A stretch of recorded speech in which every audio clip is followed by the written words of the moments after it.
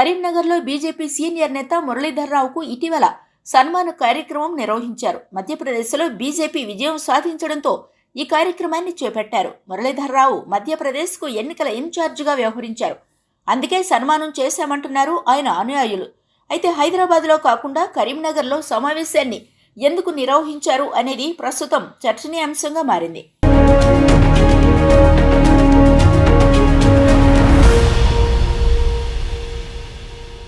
మురళీధర్రావు 2019లోనే కరీంనగర్ ఎంపీగా పోటీ చేయడానికి సిద్ధమయ్యారు. చివరి నిమిషంలో బండి సంజయ్ ఇక్కడి నుంచి పోటీ చేసి విజయం సాధించారు. ప్రస్తుతం మురళీధర్రావు మల్కాజ్గిరి పార్లమెంటు స్థానం నుంచి టికెట్ ఆశిస్తున్నారు. అక్కడ పోటీ చేయడానికి ఆసక్తి చూపుతున్నారు. అయితే అదే స్థానం నుంచి ప్రస్తుతం బీజేపీలో ఉన్న దేవేందర్ గౌడ్ కుమారుడు టికెట్ కోసం తీవ్ర ప్రయత్నాలు చేస్తున్నట్టు సమాచారం. ఒకవేళ అక్కడ టికెట్ దక్కకపోతే కరీంనగర్ నుంచి పోటీ చేయడానికి మురళీధర్రావు ముందస్తు ప్రణాళికలు రచిస్తున్నట్టు తెలుస్తోంది.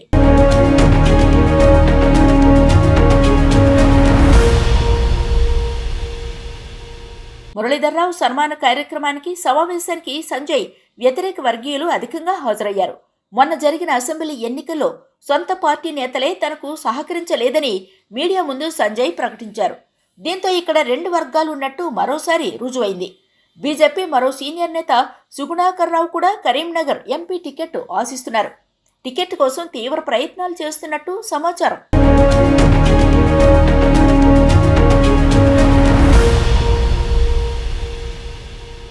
ఒకవేళ తనకు దక్కకపోతే మురళీధర్రావు కూడా సుగుణాకర్ రావుకు టికెట్ ఇప్పించేందుకు ప్రయత్నం చేసే అవకాశాలు ఉన్నాయంటున్నారు. అంతర్గతంగా ఎంపీ టికెట్పై సదరు నేతల మధ్య చర్చలు కూడా జరిగాయట. మురళీధర్రావు సమావేశానికి పార్టీ జిల్లా అధ్యక్షుడు, ఇతర బాధ్యతలు ఉన్న నేతలు హాజరు కాలేదు. ఈ కార్యక్రమానికి బండి సంజయ్ను వ్యతిరేకించే నేతలు ఎక్కువ హాజరు కావడంతో వారి మధ్య విభేదాలు మరింత పెరిగే అవకాశాలున్నాయి.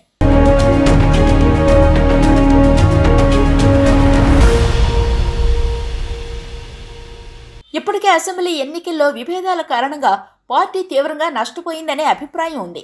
మరోసారి నేతలు వర్గాలుగా విడిపోవడంతో పార్లమెంటు ఎన్నికలపై ప్రభావం చూపుతుందన్న ఆందోళన బీజేపీ అభిమానుల్లో కనిపిస్తోంది. అంతేకాకుండా స్థానిక సీనియర్ నేతలు కొందరు సంజయ్కు వ్యతిరేకంగా త్వరలో కరీంనగర్లో సమావేశాన్ని నిర్వహించనున్నారట.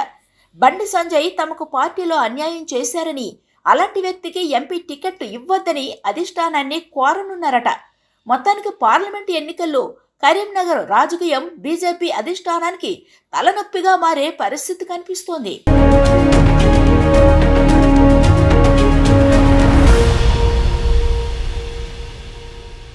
ఈ వీడియో కనుక మీకు నచ్చినట్లయితే లైక్, షేర్ అండ్ సబ్స్క్రైబ్.